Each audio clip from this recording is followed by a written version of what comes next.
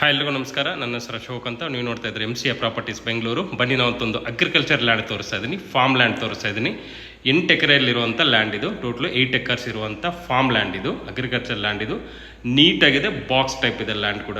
So ಎಲ್ಲ ತುಂಬ ನೀಟಾಗಿದೆ, ಒಂದು ಪೀಸ್ ಕೂಡ ವೇಸ್ಟ್ ಆಗಿದೆ. ಎಲ್ಲ 8 ಎಕರೆನೂ ಪಾನಿಯಲ್ಲಿರುವಂಥದ್ದು. ಇದು ಸಿಂಗಲ್ ಓನರ್ ಇರುತ್ತೆ, ಜನರಲ್ ಪ್ರಾಪರ್ಟಿ ಇದು. ಕ್ಲಿಯರ್ ಟೈಟ್ಲ್ಸ್ ಇರುತ್ತೆ ನಿಮಗೆ, ರೆಡಿ ಟು ರಿಜಿಸ್ಟ್ರೇಷನ್ ಇರುವಂಥ ಪ್ರಾಪರ್ಟಿ ಇದು.